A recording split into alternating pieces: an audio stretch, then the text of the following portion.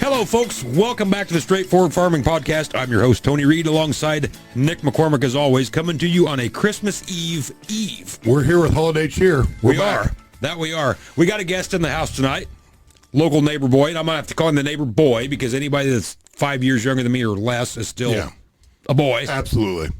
Josh Bumgarden. He's, we're going to say, cattle farmer, horse farmer, grain farmer, truck driver, government employee. I mean, this guy wears all the hats. All the hats. Under the sun. We don't know if he's going to talk or not, but he is here in he's studio listening, with us. if nothing else. Exactly. Yep. So feel free to say anything you want to say or just sit there like a bump on a log. Nobody in this podcast gives a fuck. That's our motto. No one cares. Nobody cares. 10-4. Okay. There it is. Yep. So what do you guys want to talk about? Obviously, he may not want to talk about much. What do you want to talk about, Nick? Oh, it's Christmas Eve. It's this year's quickly coming to a close. It is. Got your Christmas shopping done? I do have it done, for the most part. I think I'm still waiting on a couple things to come in, which is spectacular that I ordered in November. But, it is what it is. Yeah. I got to go tomorrow. Got to take Joe because even though we do our own family Christmas here, we still do a secret Santa where each person gets one other person a special gift. And, of course, she can't drive, and so I think she got Carolyn's name, so she can't really take her on the Secret Santa mission. No, that's true, so it's up to you. Exactly. So got to get for my Secret Santa gift and her Secret Santa gift, which is probably just going to equate to a bunch of candy or something at Dollar General, and we're good to go. So that's where we're at. Tony, wearing many hats, including one of Santa Claus. Exactly. Yep. I think everything I ordered off the TikTok shop, which I done all my shopping on the TikTok shop this year, worked out rather well. It all come in. Every time I tried, my credit card's like, nope, why are you on the TikTok shop? Denied. Get an alert, have to call. I'm like, it's not worth my time.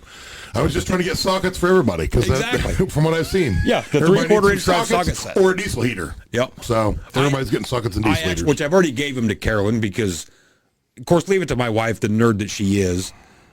When I first seen these items on there, I thought, it's got my wife written all over it. And then I felt bad after I got them. Like, these are so stupid, it's not even funny. When she actually loved them, thinks it's the greatest thing. I bought have you seen the Home Apothecary book? Yes, absolutely. Yep. I almost ordered it. I got that. And then what's the one that goes with that? I can see the something about home remedy. Yeah, home remedy. The 100,001 lost home remedies. Something like that. Yeah. Yep. So that's what I got her. Yep. Yeah. I'm sure she is all over that. Yep. Just thrilled to death. Did you ever buy a Christmas gift over the years? And then somebody needed it prior to Christmas. You had to give it early. Yeah. I don't know why this came across my mind the other day, but years ago, we had a trailer with a hydraulic beaver tail, and it had froze up. Dad's like, gosh, dang it. This is before we had a Val 6 heater, and our salamander heater had quit. It had went defunct years before that. I'm going to have to call around, see if I can find a salamander, bum one from a buddy, or maybe I'll just go buy a new one. And Heath and I are like, well, as luck would have it, we got you a new one right over here. I guess you're going to open it early. You're not going to have anything on Christmas Day. There's Santa, but here's a new one. Yep. Probably the best gift ever, like the most obviously needed and useful gift ever. He needed that. We pointed it right in there, thawed it out. It was good to go. But hell yeah, it's funny how stuff like that works once in a while. Yep, it is. Yep. So my Christmas shopping is done and the gifts have been given, and so I'm just along for the ride now at this point. Yeah. We're ready to rock and roll. Yeah. It's so fun when you have kids and you get to see them light up over the box, whatever toy you got them came in, where they can play with that. Yep. It is. I know every year the Christmas budget, the wife's like, so what do you want to spend this year? And it's like, geez, like the last 3 years, you just like double it. And there's less gifts than what there was the year before. Yeah. It's like, my God, it's crazy. Bidenflation. Yeah. Kelly's like, we should find something else for the kids. I'm like, really? Because I know what I spent on them, and I think they're good, but okay, we'll get them something else. Yeah. And the bad part is my kids, except for Joe, the other two, they're getting at that age where they're getting hard to buy for. Yeah. They don't really need anything. Exactly. It's just fun at this point. Yeah. So, but we'll get through it. Could be better, could be worse. Yeah. So, what do you think of these old grain markets? We got some welfare money coming from the government, man. Look at this. Get the Denali's ordered. Absolutely. ASAP, man. Yeah, absolutely. Yeah. Be living like a Rockefeller by the end of the month. Yep. Yeah. I don't know. The markets have taken a nasty turn, and I've done yet another terrible job again this year from the looks of it as things go down, which is spectacular. Excited about that. I'm firmly convinced that grain bins are only there to speed the harvest process up, but not make you a single dime in any other form or fashion. They're costing me at every turn at this point, yeah. Love them, but yeah. They are killing me. I love, because I'll even see this. So like my wife's side of the family, none of them are farmers, don't know anything about farming. And they'll be like, oh, you put all your grain in the bin this year? Yeah. Oh, yeah, that's good. Way to do that. Make all that money. And that's like, yeah. Newsflash, asshole. Yeah. Cost you several $100,000, but that's what we did. Yeah. Worked out great last year. Yep. Yeah. I could give a master class on how to not market grain last year. Yeah. Which everybody, well, you're not in that boat alone. Well, that's neat that we're all going down together, but still not that great. Yeah. Yeah, I don't know.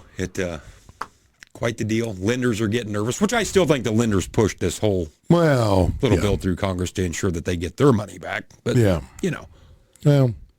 they got to do what they got to do, Tony.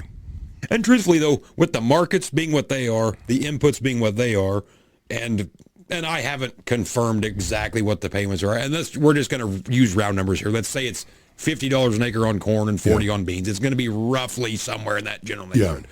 That's still not putting anything that I've got anywhere close to where it needs to be. No. Does it soften the blow? Yeah, don't get me wrong, but it's not like you're not going out and buy. I mean, you should just put that on OpNote or whatever and move on about your day. Yeah. Ooh, you covered my fungicide.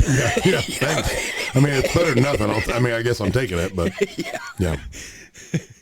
I don't know. Yeah, not that they necessarily owe it to me, but by the same token, they are manipulating the market to keep me from making what I would like to make. So, and this is the golden question: how do these high rollers make it in times like this? I mean, are their bankers willing to go along in 10-year blocks that says, okay, you lost money for 5, but you made a killing the next 5? How does this work? A buddy of mine told me, Tony, you just got to borrow enough to where they can't say anything. And he's not wrong. The tail starts wagging the dog. I'm not saying it's always that way or that's how everybody's doing it, but it is interesting. I've had more than one guy tell me that. Well, if you borrow enough, then they can't do anything about it. Yeah, because we've mentioned this before. I don't want to get to that point. But. I've had a guy tell me, if you borrow $100,000, it's your problem. If you borrow $14 million, it's the bank's problem. Yeah, and exactly. He's probably not. He's wrong. Probably not wrong. Yeah, but I don't want to live like that. No, ain't my deal. Yeah. But I don't know, and I've said it before, time and time again. People talk on TikTok and this is great. It's going to bankrupt some of these big guys, which it's not, because it takes down more little guys than it does big guys. Yeah, when was the last time any high roller around here went bankrupt? In our immediate area. I mean, I don't know that I've ever seen that. I know. No, they haven't. So I don't know why everybody thinks there's going to be this big golden opportunity if you crash the markets. And I mean, basically, if you're not getting in now, you're damn sure not going to get in if it gets that bad that it's taking them guys down. Exactly. So let me ask you this question, and I don't know the answer to this question. I have to do some research. But generally speaking, if the rest of the economy is good, are the grain markets bad or are they good? Usually they're bad. Usually it's opposite. That's my gut instinct on it. From I don't track it, like I don't have a spreadsheet for it, this, that, and the other, but that kind of seems to be like when farming's good, maybe the rest of it ain't doing great. So, and you can track it back a little bit just in our immediate memory, I guess. So like the big economy bust in 2008, 2009. Crops were extremely good. Yeah. Corn $8 a bushel. I don't remember what beans were. And it was a good example. The economy was bad, farming was good.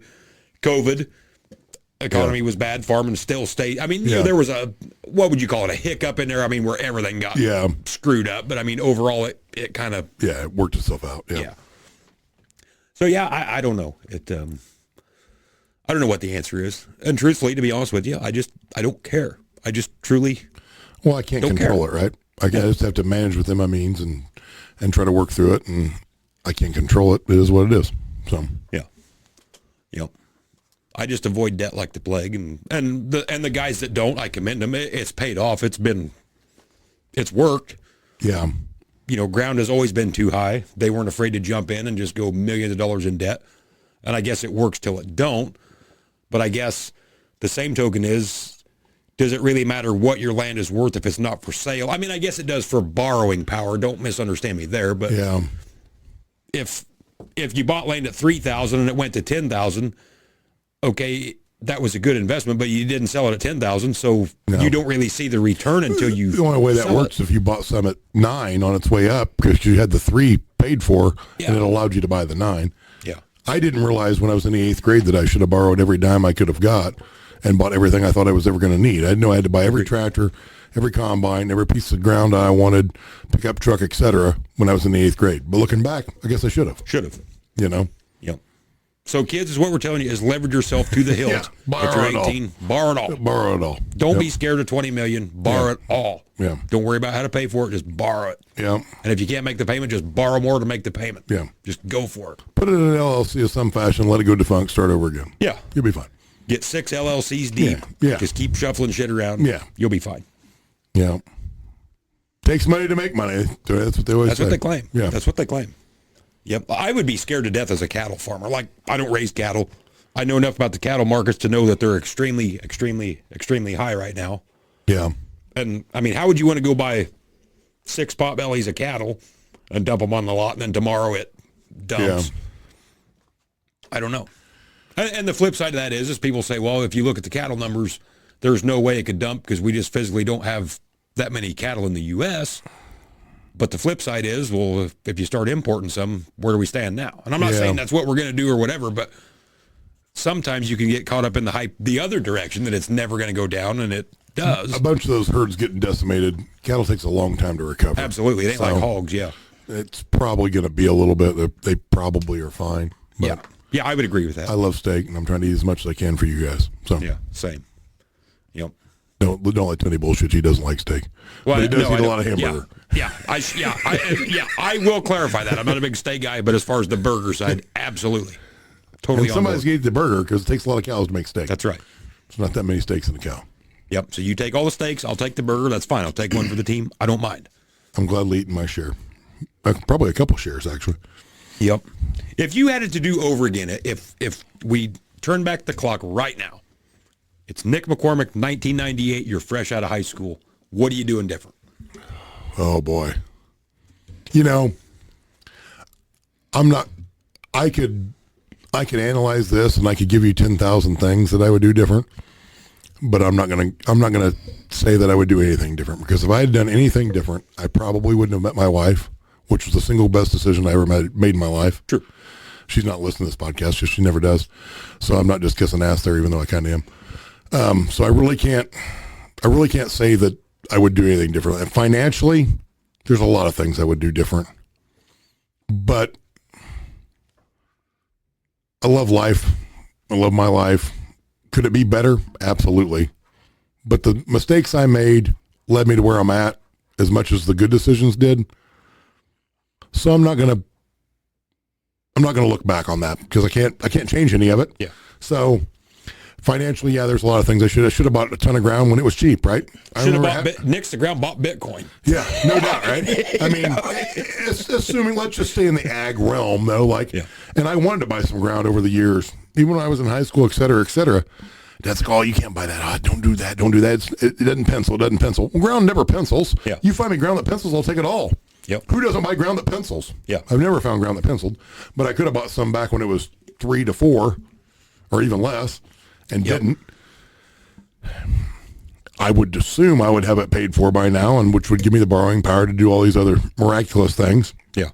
So what advice do guys like you and I got to give our kids? Because ground, our parents said don't buy it because it was $4,000, $4,500. You're never going to pay for that. So now at $15,000, we tell our kids, don't buy it. You're never going to pay for that. Well, I don't think they will. The other thing is, the caveat to that is, though, like once some other things get righted in the ship, market-wise, maybe some of these investors get out. Yeah. You know, we've had a lot of people that have invested in land because whatever else they were trying to do wasn't working. So they bought ground, and they don't farm. They're just doing it as a sheer investment. Yep. No emotional ties, no place nothing. to park money. Yep. And our parents' generation never had to deal with that. That wasn't a thing, right? Like, that didn't happen. Like Old Man River down the corner might have bought 80 acres that he didn't really need because he'd already retired, but it butted up to him. He wanted to own it, whatever. But it wasn't Bill Gates buying it. You know, Sam Walton didn't buy a bunch of ground in the 80s when Walmarts were popping up on every corner, right? If he did, it was to build a Walmart. He didn't buy it to farm. So I think it's a little different now, and maybe that bubble's ready to burst. Maybe it's not. I don't know. If I knew all that shit, I wouldn't have to go to work in the morning, you know? Yep. But And I guess when you get in markets like this, it's easy to get, I don't think discourage is the right word. So every day, just through social media avenues, and I'm not saying I agree with this, and I'm definitely not the one saying it, but we hear all these people talking about, well, you realize how much ground we're losing to urban development and to solar and this and that. I mean, to me, sitting over here grain farming, it's like, good. yeah, Take it all. yeah, That makes my product worth more, right? yeah. The land that you have that doesn't have urban development or windmills or solar panels should be worth more. And the crops that you're raising on that ground should be worth more because we're taking more out of production, right? So I don't really care from that aspect how much we lose, I guess, until the houses start encroaching on my ground, which where we're at is going to be 1,000 years. Yeah, will never happen. Yeah. So I don't know why other farmers get all twisted at that. I mean, it's supply. And I go back to this analogy many times. When Whistling Diesel crushed a 1206, people were just up in arms ready to kill him. If I own a 1206, I'm happy about it. Crush all the rest of them, so I have the only one left. Yeah. Now my tractor went from being worth $20,000 to $500,000. Yeah, you're not wrong there. So I don't get where people get all twisted about that. Develop it all. I don't care. Yeah. And that's where I'm going with, especially in markets like this. We clearly don't need any more corn or soybeans or wheat in the Midwest hitting the market. No, apparently we don't. Yeah. Apparently we don't. Which it does make you wonder, how does that fluctuate so much, right? Like, the population grows every day. So did these people not eat as much yesterday as they did 2 years ago? Like, I don't know if they did. And I can't speak for Chicago, but just take a town around here of 20,000 people. 80-year-old Ma and Pa Kettle both died this year. Well, shouldn't there be a house there now that's on the market because they're dead? I mean, does it just get bulldozed down? And I mean, why isn't there a younger person moving into that? Yeah. You know, I don't know how it all works. It's kind of mind-boggling when you think about it. On the grand scheme, I don't know. Yeah. So to answer your original question, financially there's things I would have done different. I mean, Cripes, there was a time there where you could have just bought brand new Underfirth Brent wagons, parked them in a shed, did nothing with them. If you could have leveraged it and sold them for a tidy profit. Yep. But that's no different than Bitcoin, anything else. Like there's always times to buy that stuff. But like I'm like you. If you told me today, what would you do different, or would you go back and change anything or whatever? I wouldn't change nothing because I wouldn't have my wife, I wouldn't have my kids, I have no qualms in my life whatsoever. Exactly. I am 1,000,000% happy where I'm at. And that's as simple as one small decision, right? Like maybe you don't go to the party or the bar or wherever we know where you initially ran into your wife at. Like same for me. Like if I don't go out that night, I don't ever meet her. I don't have the kids that I have now. Like, would I probably be married to somebody else, probably other kids? Maybe. Yeah. Probably would, statistically speaking. Statistically speaking. Yeah. For you Carolyn lovers. Yeah. But I'm not going to go down that path because you can what if to your blue in the face. But I mean, if I had to do over again just from a financial thing, I'd have bought some ground when I was younger, when I was willing to work more hours, didn't have other responsibilities, et cetera, you know? Yeah. But see, that's where I'm at. When you were wanting to buy now, don't ground, look at Nick. You got to talk in the mic. We've told you. How many times we got to tell you? Well, I don't want to kiss this fucking thing. You have to. So when you were on buy ground, how much was it? When I was in college, it was under 3. Okay, so now look at me, and it's 10 to 15. Yeah. And I feel like now's my time to do it because where's the cap? I don't know. What's the cap magic here? question. If you would have asked our dads when we were in high school, that was the cap. Yeah. And we've quadrupled that. Like the neighbor Kurt, when he bought that 80, his dad said, $85 an acre, you'll never pay for this in your lifetime. He sold it for almost $9,000. Yep. Yeah. It's like, do I jump off the deep end now? I don't know. I got to think we're towards the upper end of it now, but nobody knows. And the reason why I personally don't know if we are or not, because anytime we'll talk about it on TikTok or whatever, and I can't speak for where these people live geographically as far as on the edge of Cleveland, Ohio, or just Ohio. Yeah. Well, ground's already 25, 30,000 here, which that's got some wiggle room. Yeah. I mean, as ours here where we live going to 25 or 30, I don't know.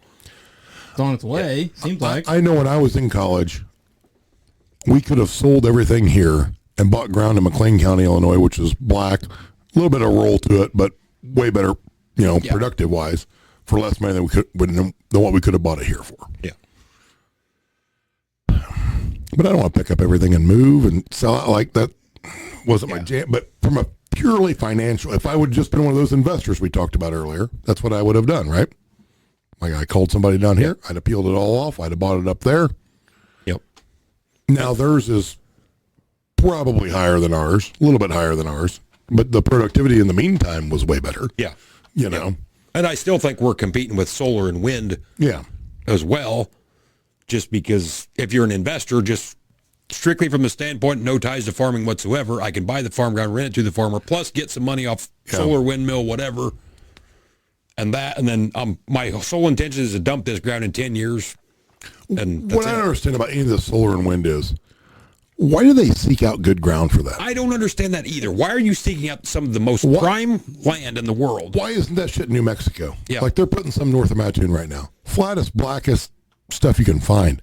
Why is it there? Like, why would you put it there? Yeah, that's where McLean I smell County's a rat. littered with it. Champaign County's littered with it. All great flat black land. Like, I would think you would put that not, next to a dumpster fire of ground. Yeah, But agreed. they don't. Agreed. You know. So, yeah, I don't know. I smell a rat on one hand. On the other hand, I don't care. It's just more ground out of production. Good ground. I mean, hell, if we want our stuff to be worth more, take all the good ground out of production. Which wouldn't bother me so much if I owned enough down here, that I didn't want to Agreed. expand. Now they're just all going to take their big fat checkbook and come down here and buy more, Yeah. So then shit there are going rolls to be those downhill. investors that we were talking about, and then they own ground, and we can't do anything with it, Yeah. Where is the tipping point? And I don't know where this is. I don't know the number. I'm clearly asking. That's why our ancestors fled Europe, because it got Yes. to where 10 families owned it all. And you can kind of see it. It ain't 10, but I mean, the gap between the haves and the have-nots is getting bigger and bigger. So just take just a normal middle-class kid from blue-collar America, gets out of high school and says, I'd like to buy 40 acres with a house on it like my mom and dad did, my grandpa and grandma did. You can't. How can you buy $10,000 an acre plus whatever the house is worth? Yeah. And you're working for, on the high end around here, 25 bucks an hour? There's no way. Yeah. No way. No, I get it. It doesn't make sense. I mean, in today's farming economy, if you're not going to inherit something to back it eventually, you're kind of up a creek. Yeah. At some level. Like you got to have a few acres coming that grandpa bought for $200 an acre to make it work, So you bring up a good point on that, like, Europe, et cetera. So have you ever watched 1883? I have not. Have you watched 1883? The precursor to Yellowstone. Yeah, vaguely. Okay, so you know the premise. Yeah. So basically, you've heard of Yellowstone. Yep. Have you seen any Yellowstone? Parts of it, I quit after So season. anyway, 1883 is the precursor to that when they originally are going west. Supposed to be going to Oregon, they end up in Montana because anyway, doesn't matter. There's a ton of Europeans on this trip. And they left Europe because basically they were miners or maids and they were tired of it. Like, how bad would it have to be for you to pick up all your shit, put it in a wagon, pulled by a horse, and get shot at for 3 months by Indians, thieves, bandits, etc., with literally nothing? Knowing there's no stores in sight. I mean, there's a stop here, there, or some fort where you can buy something. Like, the balls on those people back in the day. Yeah, and back then it was just a promise. Like, we're told it's pretty good in Oregon, but like we don't have They pictures. don't know. We don't have the internet. There's no internet. But, Facebook says the farming in Oregon's great. Yeah. And why was Oregon the destination? I There's actually, a trail to that. Oregon's not that populated, is it? You're exactly right. So believe it or not, I've been eyeing this on Netflix for like a year now. You ever seen it's called The Ballad of Buster Scruggs? Yes. It looks dumber than shit. I started watching the previews. I started watching last night. I was immediately hooked. And there's a sequence. So I'm going to have to back this up here and tell the story. So The Ballad of Buster Scruggs on Netflix is basically 6 little 30-minute movies within a movie. And so part of that was they're heading west on the Oregon Trail. And I thought the same thing. Why are we going to Oregon of all places? Of all places. But that's where they were going. So that's where I was going with that. But Yeah. I just, Apparently, Oregon You, is the you magical wouldn't move place. to McLean County 20 years ago when you could just put all your shit in a vehicle and drive up there Yeah. in an hour and a half. Yeah, exactly. Yeah. So let's get all this shit behind an oxen and plod our way to Oregon. It's going to take 6 months. I suppose we weren't in enough pain and suffering to do that. Like, it baffles me a little bit. Those people are that tough. Like, Yeah. to do all that, like, you're literally going to start a new campfire every night and cook over this little tripod deal and hope you don't get shot in the meantime. Yeah. Before you have your next hot meal, Yep. you're going to take your food with you. You're going to have to drive cattle to do it. Yep. You know, it's a little bit mind-boggling. It still comes back to Ron White with the whole Oregon Trail. You've heard that bit, the fattest girls on the planet are in Kansas. He's like, my ancestors got on the Oregon Trail in Independence, Missouri. We got to Kansas and said, fuck it, we're done. And I'm going to fuck that fat girl right over there. Well, I always said for years that's why the smartest people in the world lived in Illinois. That's right. Because Europe gets bad, and you move out of Europe. So you get on a boat, you don't know where you're going, but you're on a boat, so you got some hope.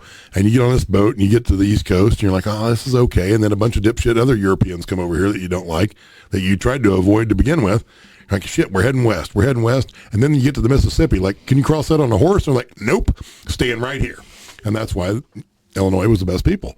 Yeah. But then we let Chicago in. Thanks a lot. I think Wisconsin. Yeah. I think where we acquired that from. Yep, exactly. So here we are. But Why the fuck we never defaulted on that payment, I'll never know. yeah, no doubt. It's for sale for $1. Yep. So, but to answer your question, I don't know where a guy jumps in. I truly don't. I don't know. I don't know if you buy ground now or not. I don't have balls enough to buy any. That's why I feel like now I should do it, because whenever I turn 60, it's going to be 35,000 an acre. I'm not saying it won't be. Because at the rate, there's no cap. Where's it going to stop? I don't know. I don't have the I'm answer for you 44 on that. years old and 100% out of debt, and I'm not looking to go $1 million in debt. Understood. That's where I'm at. But you're younger than I am, but I just not my jam. Well, I think we said earlier you should have bought when you're in the 8th grade. Yeah. And you already missed your window. Well, that was slightly plausible back then, but yeah, they ain't no shit. But we say that, but like, are you any more able to pay for it now than you were in the 8th grade? I'm not. Like, I'm not I had more either. money in the 8th Fuck no, grade by than the I way do now. Like, I everything didn't have a went. wife. I didn't have a family. Like, I had the same job I got now. Yeah. So, and I could have cut my expenses down to absolutely nothing through high school and post-high school if I really wanted to. You take out, going out to drink with Tony, my expenses at that point in time were pretty minimal. I mean, obviously I wasn't doing that in the 8th grade, but, Yeah. post-high school or whatever, like, I could have worked an extra job then with no real repercussions other than I wasn't going to be around for what? I didn't have a family to come home to, to support, so on and so forth. So like I could have threw all my chips in the middle of the table and went for it. And back then it was cheap enough. It's not that case for you, but back then it was cheap enough for Tony and I. Like we could have got a second job or overtime from a good factory job and covered if the ground just broke even, we could have covered the interest and put some against the note all the time. Because there's several guys around here that did that. Now they were older than us. Sure. But that worked out really well for them. And it hasn't really been that way since. And the difference too is that a lot of us didn't see coming either until 2008, 2009 was when it first done it. Corn going to $8 a bushel was, absolutely unheard of. To where now it'll hover around 5 or 6, and we've all had these arguments on TikTok that but we're still paying the same for inputs and still receiving the same amount for our corn as we were in 1980. I'm not saying you're not, but you were making 100 bushel corn then. You're making 250 now. Exactly. So I get what you're saying with the inflation, that corn should be $10 a bushel, but you got to take in the yield inflation as well. In my opinion, and you can tell me if I'm wrong on this, but the time to grow was in the 90s. Absolutely. The guys that pushed in the 90s that didn't have somebody tell them, by God, you remember the 80s. The guys that were young enough in the 90s And just shrugged it off, fuck and it. didn't have enough of people from the 80s to tell them not to do it and just pushed on through. Not that the 90s were great, but stuff wasn't that high yet. Right. And they bought a bunch of that. 2000s come on. Maybe they were a little better here and there, and they got a bunch of that shit paid for. They're sitting pretty good now. Yeah. And let's face it, all life is timing. Absolutely. When it comes to wealth, J.D. Rockefeller should have died on a train. Yeah. Ended up being the wealthiest man ever. Yeah. Should have died on a train, like his luggage did, You're right. But he didn't get on it, How many people were supposed to be on the Titanic that were uber wealthy? Yep. The world's a different place if they get on the ship. you know? Where do you jump off if you're, let's just say you're 75 years old today and you're done farming, you're going to retire, your kids don't want nothing to do with it, and you own 2,000 acres, pick your poison, I don't care where in the country, because all the ground's inflated, I don't care where you go. Where do you pick your point of, do I just sell it and cash in now and give my kids cash, or do I just go ahead and die and then let them cash it in and take the cash? I mean, where's that trade-off of... Well, for starters, Tony, if you're from the boomer generation, you never quit. True. You milk 3 or 4 people to do it for you towards the end, and you screw some of them over, and then you rent to a guy you barely know, and then your kids have to deal with it beyond that. How many of them are worried about capital gains? A lot, but somebody's got to deal with them, whether it's them or their kids or whoever. I mean, because most of the kids sell it. Yeah, majority of the time, yeah. So I don't know. I don't know where it goes. It's hindsight's always better than foresight. We won't know till 10 years from now. Like, well, 2024, we were sitting around, we should have bought some ground. But it doesn't seem like ground is sold around here like it used to either. No. And I am so thankful in every aspect, not just farming, but every aspect that you and I were born when we were, because we got to come up through the late 80s when we were just starting to understand and take a good interest in farming. We were 8, 9, 10 years old. At 1066 was a big tractor back then. And then the 90s come along. Holy shit, this guy's got a 4960 or 7130. I mean, this guy is rolling now. He has a cab that doesn't come off real easy. Like, it's not just on there for fun. Yeah, that's like it's permanent. They like put it on there with a purpose. Like, they designed it into the tractor. Yeah. Which wasn't a thing when I was a kid. No. A 1066 cab was like, okay, you must be from Michigan or Wisconsin. Like, that didn't, I mean, they sold them around here, but it wasn't integrated into the design of the tractor. That was an afterthought. Yeah. That was a heater houser plus. It wasn't like the thing. If farming changes as much in the next 30 years as what it has, I mean, you and I are in our mid-40s, but just in 30 years that we can remember easily, if it changes that much in the next 30 years, I have no clue where we're going to be at. Not a clue. Autonomous. Yeah. And that's where I was wrong, 100% wrong. When people start talking about autonomous, I said, we're gonna start making things smaller. Instead of running 2 24-row planters, you're going to run 4, 5, 6-row planters from your pickup and run here and there. And no, I was totally wrong. You're going to run a 24-row planter autonomously. Yeah. That's where it's all set up. You can go to the farm show and see it. It's coming that way. We're not building small stuff. We're making autonomous on the 24-row planter. Yeah. And it'll work. People will deny this and bitch and cuss. And what if it hits the rock? What if it does this? What if it? I promise. AI is coming on fast. And over the course of a day, does that stuff happen? Sure. Are you and I hitting rocks and wads of weeds every 3 feet to where no. It's an anomaly that happens maybe once a day, maybe. Yeah. And that's it. So it's coming and it's going to work. Yeah. Nobody wants to admit that, but I promise. And it will be here before you know it. Within 10 years, it will be full scale. I promise. As fast as AI is coming on, plus the other stuff, it's not looking great for the guy that wants to hold a steering wheel. Nope. Which then brings it a whole new caveat of doing it old school versus doing it new school. Then you got, then you're not doing the work. You're asking your son to run the iPad to control this tractor. Yeah. And that's a whole other caveat, What's one thing, how shit always happens for a reason and falls together. So what's going to be a really, really fast adopter of AI, you might ask? What's Trump saying the first thing he's going to do when he gets in office? We're going to start rounding people up and getting them the fuck out of here, which I agree with. Yes. I'm on board with that. But, and we don't see it so much around here as far as foreign labor driving equipment. That's more of the milking cows, whatever. Yeah. I can't speak for California or them places. But, well, shit. We lost our foreign labor. Well, sign me up for the autonomous tractor. Yeah. I got to keep going. Yeah, you're not wrong. It'll be interesting to see how it goes. And I guess. And we already have self-driving cars. Yeah. I'm willing to make the trade. As bad as I hate to say that. Yeah, me too. Yeah. I don't know. Things are definitely going to be changing. Yeah, that's for sure. That is for sure.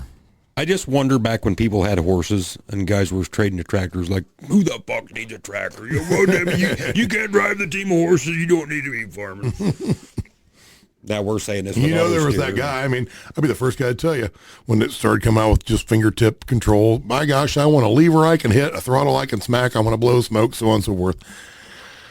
I kind of enjoy the point and clicking of farming. I'll just click this switch. Yep. Click this little switch. Can't drive your tractor. You shouldn't be farming. Yeah. Well, it's kind of nice to Yeah, have. auto steer doesn't work all that bad. I kind of like that. It's not all bad. Yeah, kind of enjoy that. Yeah. But to answer your original question, Josh, going back, technology, whatever, I don't know when the good chance to buy ground is. I truly can't answer that. I don't know if it's today, tomorrow, never.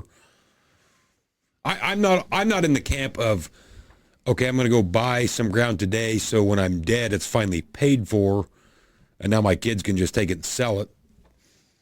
I don't know. I don't know what that answer is. Understood, I mean, yeah. Like I said, it all comes back to timing, and a lot of that you don't know. Like, if you buy ground and the next 7 years are good and you get it paid down, hell, it's a great time to buy. Yeah. If you buy on the beginning of a downturn for 7 years, well, then it gets a little rough.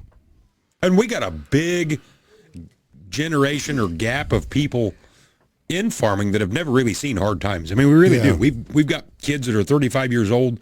You sure they've seen the peaks and the valleys and some They've heard dips, about the 80s, but they've never seen like hard times that stayed for Yeah. 5, 6, 7 years. yeah. And I'm not saying we're going back to that. I don't know, but that's where it starts to hurt. Even if you're leveraged to the hilt, you catch a dip in here. Okay, we lost a little money this year, but it seemed like in Nick and I's career farming, it has always turned quickly. It's come back within a year or two, back to where you're making really good money. And if we ever get one of them downturns like the 80s to where it stays bad for 10 years, Yeah. I don't know where that would shake out. I really don't. I mean, gosh, in the 80s, there was a farm sale every day. Oh, God. There was guys going down every day. Yep, And and that's why- 20% interest. Give my dad credit, starting a new business and so on and so forth, and farming through that and buying a little ground through there, here and there, whatever. Like, my hat's off to him for that, because I didn't necessarily realize it at the time, right? Yeah, Looking back, it's like, oh, how the hell did you make that work? yeah, that was impressive. I mean, Yeah, I mean, and I think, and I can't say this for sure because I don't know. We were 10 years old coming into 1990, or I was, but so you don't really see it firsthand. Like now we hear stories, but I'll never forget a few years ago. Well, it's been more than a few now. It's probably been 7, 8, 9 years ago. The PBS TV station. yeah, So this was the Iowa PBS, had a big documentary on the 80s. yeah, And so they were interviewing farmers that went through it, that actually went down and Yeah. never farmed again. Farmers that went through it, made it, and are still going.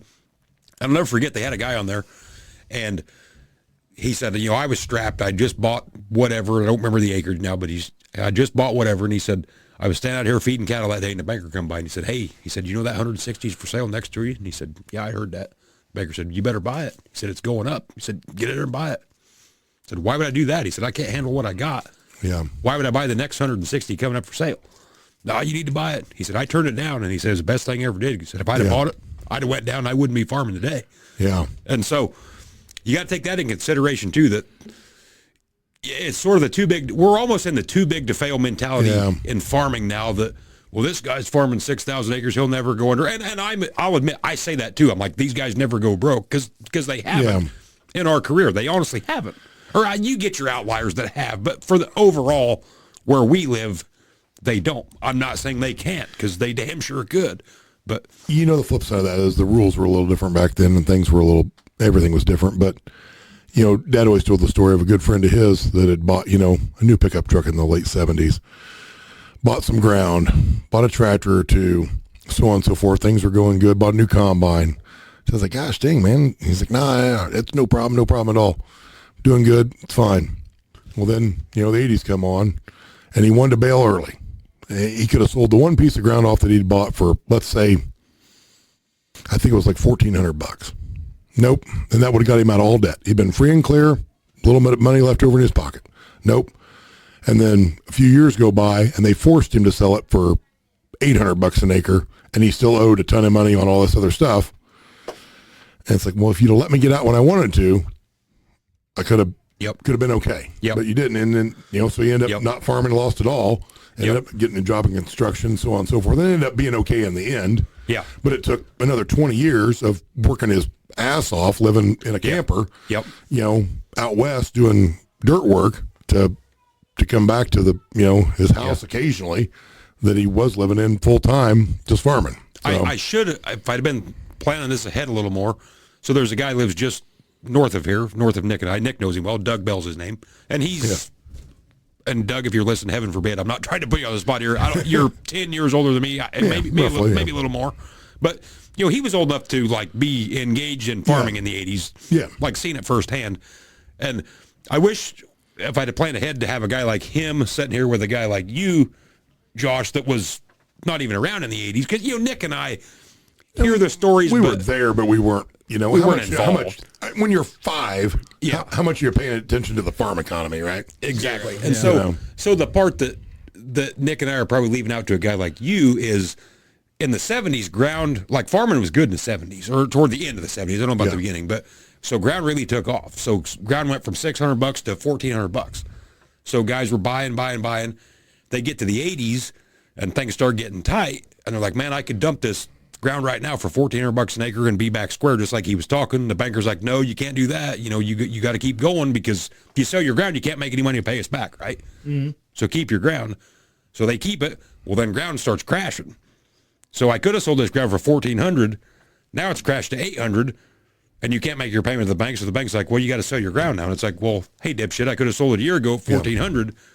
Now you're forcing me to sell it at $800. Yeah, and you're begging somebody to buy it for $800. Yeah, and nobody's buying it. So everybody's upside down at this point. The farmer, the bank, everybody. And so that's how this whole shit show got started, was everybody got upside down. Because how many banks and savings and loans went under? Oh, there was a bunch. I mean, it was a bunch. An It was a pile. astronomical amount. Probably a shitload of bad blood too. Oh, Yeah, absolutely. for sure. Yep. So that's how people started getting upside down. I could have sold it for here. The bank said, no, you got to keep it so you can continue to pay us. Write it down. And now the bank's like, well, fuck, you can't make your payments. Yeah. So dump it now. It's kind of like me with the grain market last year. I could have sold for this. Instead, I wrote it down. Yeah. Yeah. Yep.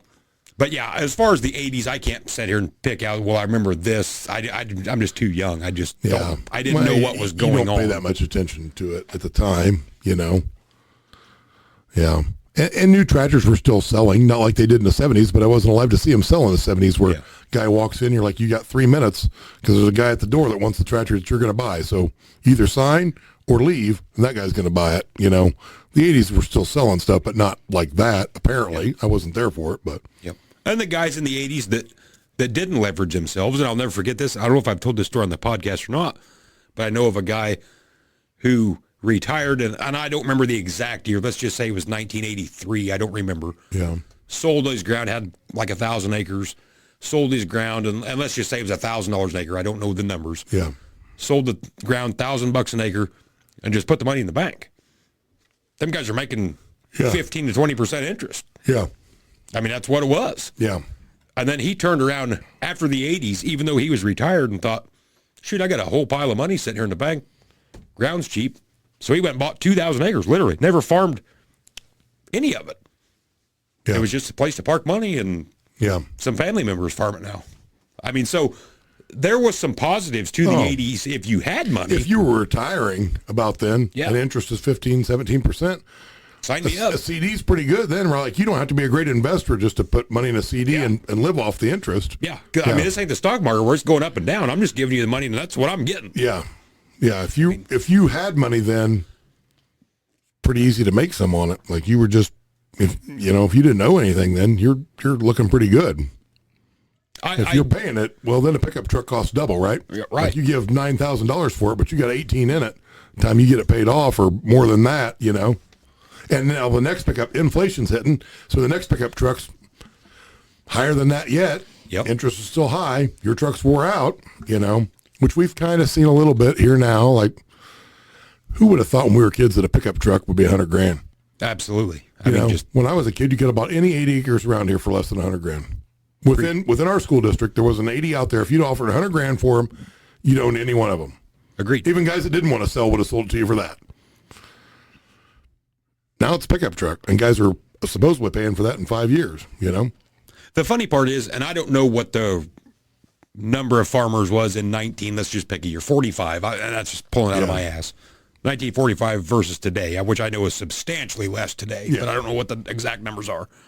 But back then, you could get out of high school and somehow there would magically be 160 acres for sale with a house on it. You could buy it, get married. The house always went with the ground. Have a whole pile of kids. Yeah. And it's just like they were just all over the place. Anybody that wanted to buy one that was involved in farming could buy one. And the house was of no value, right? Like Exactly. whatever the ground was going to sell for, the house was like an extra $3,000. Yeah, just went in with it. Maybe it was within with it. You bought it. You went on. How many guys back then had, depending on if they were the only boy or whatnot? Well, I only farm 400, but I own 800. But the other 400 is too hard for me to get across, so I just rent that 400 out. Like there was a lot of those guys that didn't farm everything that they owned. Yeah. That's unheard of now. Yeah. You know, nobody does that. Yeah.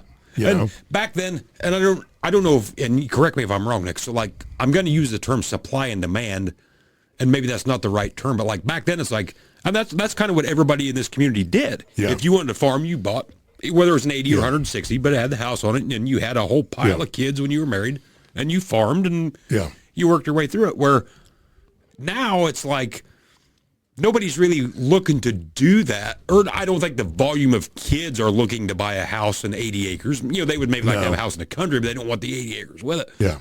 But it's... Well, they can't swing it, so... Well, but that's what I mean, but it's 6 times higher now than it was. Yeah, it is. And in the boomer generation, you sell the house, but you don't sell the shed.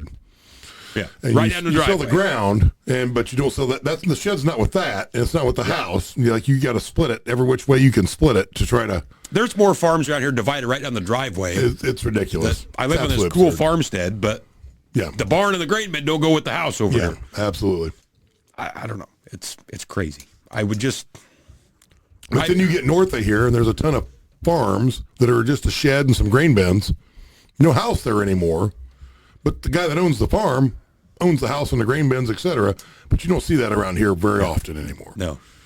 It's always split off. And I don't know if that's because ground got so high, it's like, well, if I can sell off this little bin site in 2 acres. I mean, I get why it happens. But you look at those old plot books I got hanging up in the shop.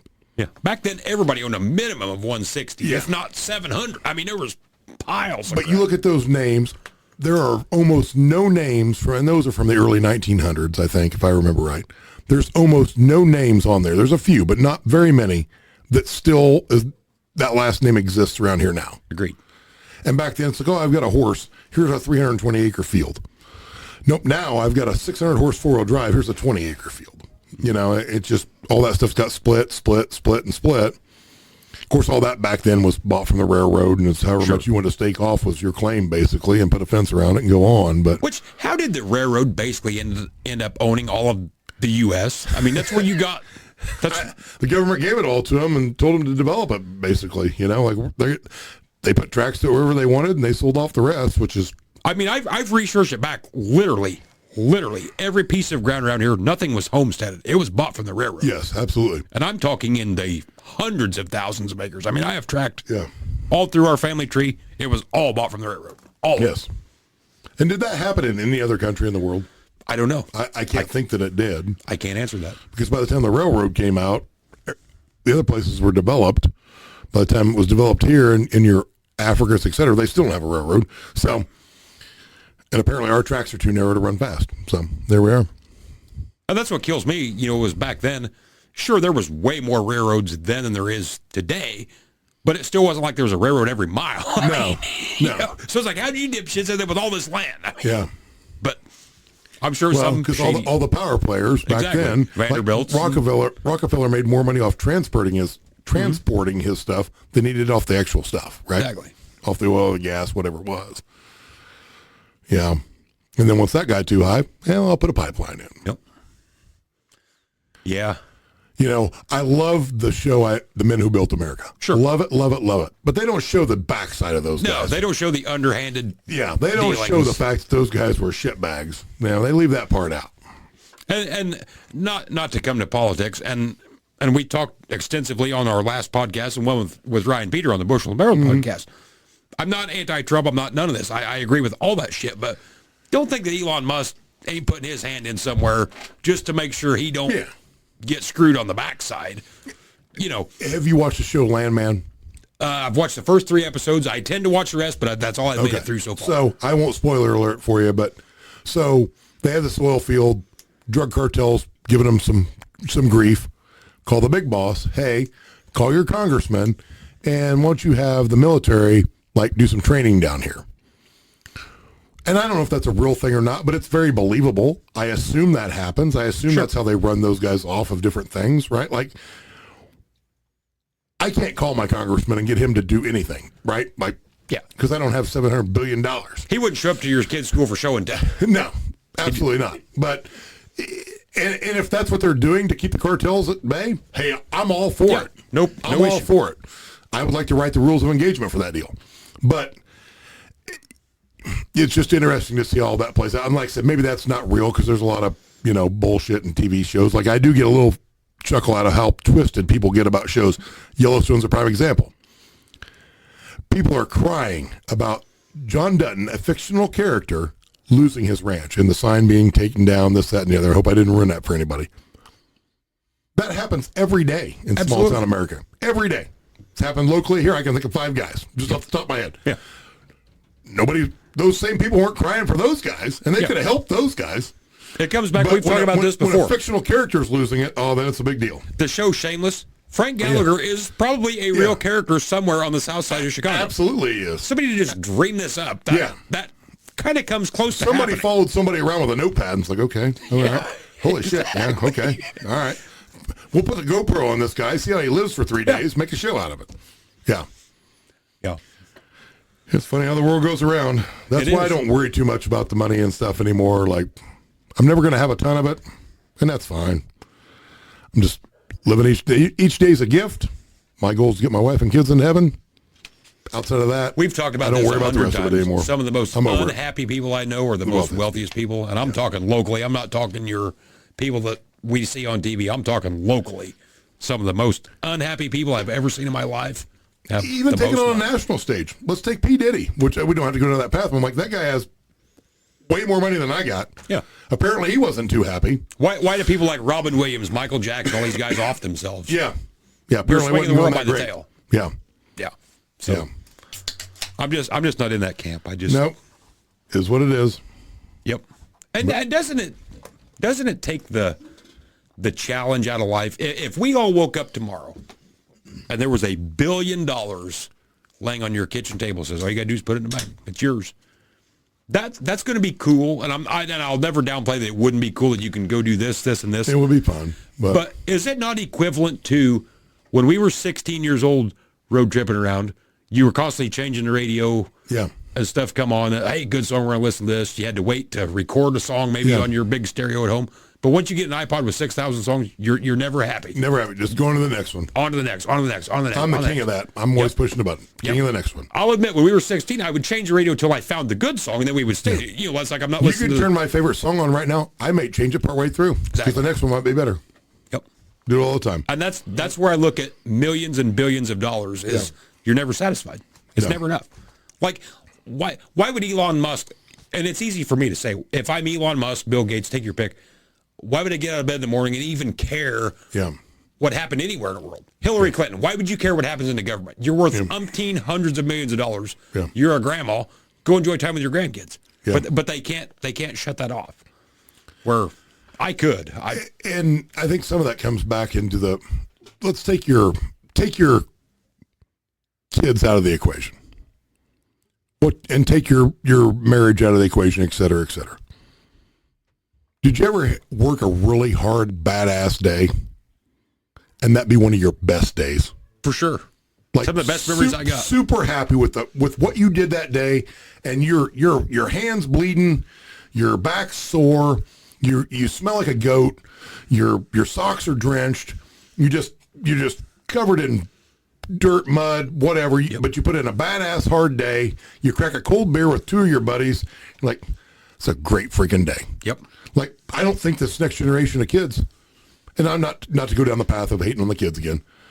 I'm like, I don't think that's a goal of theirs. Like, pride in their work and enjoy. Like, some of my best days were literally what would be most people's worst days. But then you see these videos on TikTok or this, that, and the other, of this guy changing tires barefoot in Africa, putting on a tire that should have been thrown away 10 years ago. Yeah. And he gets it mounted up by some miraculous, because they don't have any machines to do it, so on and so forth. And he's super proud of himself. And I look at that, I'm thinking, hats off to you, buddy. Like, you just did that by hand with, like, not even a 2x4. Agreed. Like a stick and some creek water, and managed to get it blown up.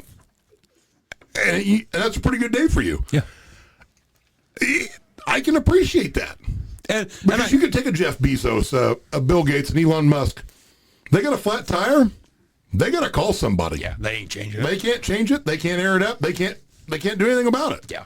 And You know, I and suppose, they're not happy when it is changed. They're pissed it took too long to get there, cost too much to get put on. Yeah. There's some beauty and hard work that people don't appreciate anymore. and it does go in stages. So to us, your Bezos, your Musk, they're the wealthy men in the world. To the guy living in a hut in Africa, you and I are the wealthy men in the world. Look, Yeah. look what he's got. Yeah. He got a roof over his. He's got a heated shop. Yeah. Just unbelievable. Yeah.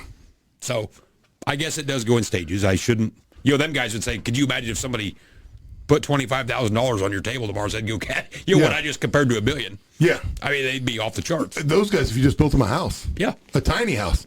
But this thing's not built out of sticks and mud. Pretty good day for them, I saw it in tractor pulling too. Like, okay, you win, but you just bought the best tractor there was, and you went out and won with it. All right, neat. And you got Tony who, built his in his shop by hand. He got 30. He's happier than you because he put his together out of sticks and mud, essentially, to equate it to the house thing. And you just wrote a check to whoever had the best one yesterday. Well, who's happier? Like, at the end of the day, It's more satisfaction that I done it myself versus Exactly. bought Exactly. it. It's sort of like the show steers in 4-H, which I'm Yeah. not in 4-H. Kids never were. The kid who actually raised this calf and broke Yeah. it to lead and all that versus the kid whose mom and dad just paid the trainer to do it, and then you just lead it through the ring. yeah, exactly. I mean, yeah, you won, but did you really win? I mean, yeah. Do nothing. yeah. Three best basketball players I ever saw: Michael Jordan, Kobe Bryant, and Larry Bird. Their parents didn't give them shit. Nope. They didn't buy them club lessons. They didn't do this, that, and the other. Those guys said, you know what? I'm just going to be better than everybody else because I got nothing else. And they turn out to be the memorable Turned out ones. to be the great ones. Yeah. So that's where you need to be. You need to be the guy, Josh, that goes out and just Yeah. buys land tomorrow like it's going out of fucking style. Yeah, be that guy. Because you have nothing else. And I actually, some of the best advice, and I'm not talking about you because you're probably on the cutoff of getting to, how old are you? 31. 31. Too So old. yeah, Yep.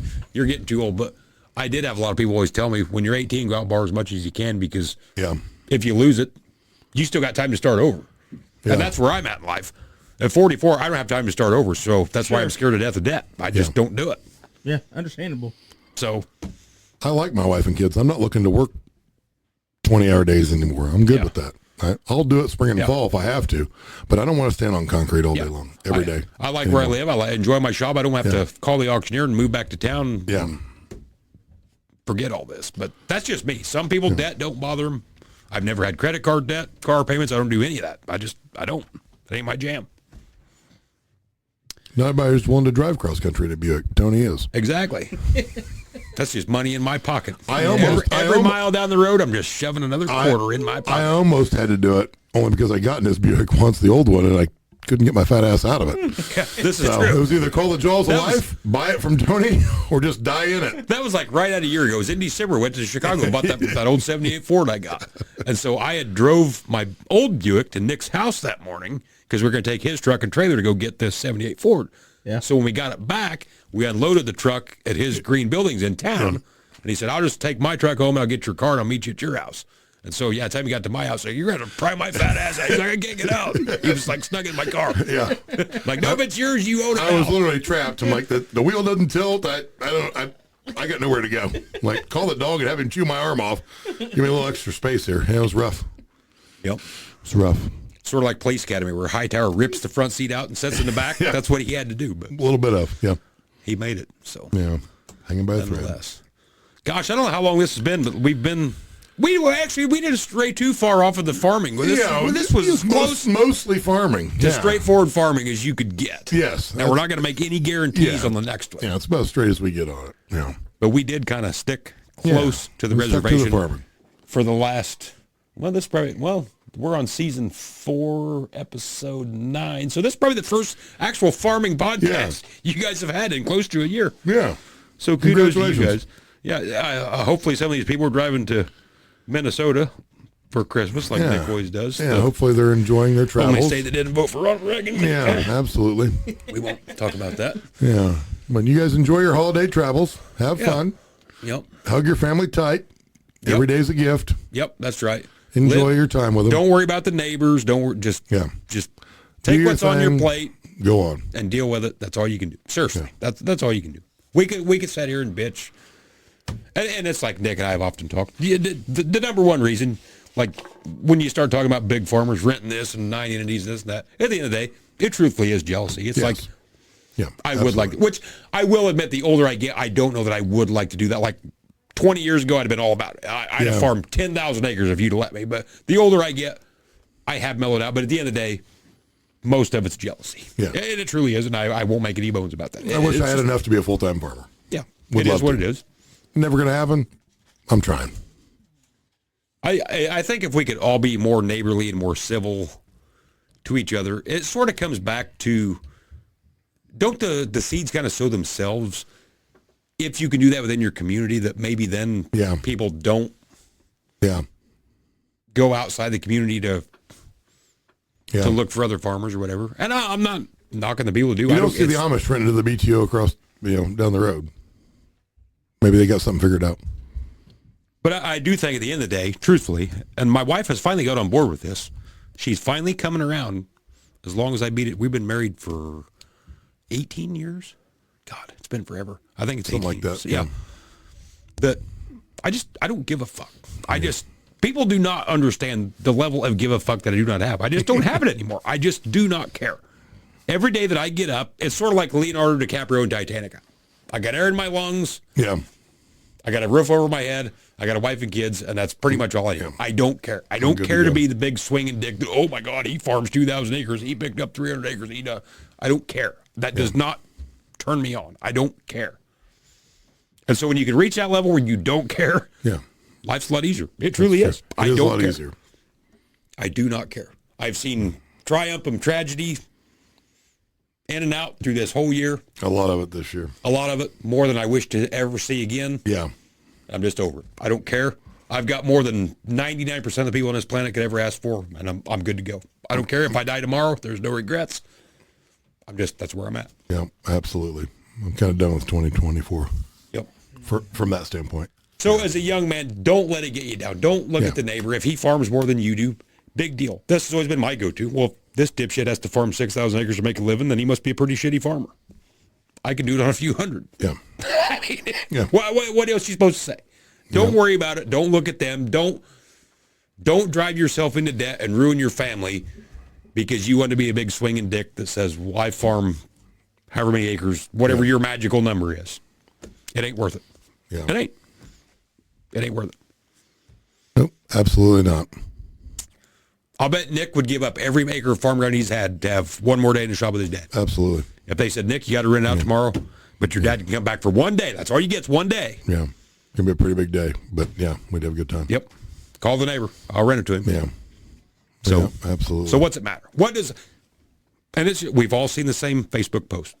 100 years from now, nobody's going to know any of us ever walked the face of the Nope. earth. Like we said in that plot book, those guys are there. Your kids all are their ground's dead. gone. Their name ain't even on By the book then, anymore. most of your grandkids are old enough. Well, hell, he was dead before I was born. Yeah. Nobody knows. Nobody cares. Yep. You're not going to have some big, gigantic, gold-plated tombstone because you No. farmed 6,000 acres. No. So who It cares? don't matter in the long run. Let it go. Big deal. Work towards the Lord. Yep. That's all you can do. Yep. So you got that? Do you got that? Yep. All right. Okay. We're just making sure. Stick with Jesus. He fed 5,000 people with a couple of fish and some loaves of bread. Yeah. Be like Jesus. Now, see, he was a good farmer. Yeah. He was Be a good farmer. Yeah, absolutely. Several thousand people with a loaf of bread. Back then, nobody was gluten free. Yeah, So he had exactly. that going for him. He wasn't getting no subsidies either, or crop insurance fraud. Yeah, that's what I was Yeah. going He to say. he just done this single-handedly. Nose of the grindstone. Yep. Yep. With a little help from his neighbors. Yeah. Helping him drag the fish in. Yep. Yep, that's right. Well, anyway, we probably should Yeah. Cut Probably this wrap off. this one up. let these people tool on down the road Yeah. to your next family get-together. Now, don't be starting shit with your in-laws. Yeah. Just go, Put your head down, get through it, Yeah. get back home. Now, if they voted for Biden, feel free to kick Exactly. them. Or if you're in Minnesota and they were some of these that didn't vote for Reagan, Yeah. do whatever you got to do. Yeah. But otherwise, long live the Republic. Yeah. God bless America. Yep. All right. Thanks for tuning in, guys. We'll see you, I don't know, a couple weeks, maybe. I don't know. Who We'll knows? see. Could Yeah, be tomorrow. exactly. Could be next year. Yep. One more reason to live another day, because it could be the next day that our podcast drops. Absolutely. We'll see you next time.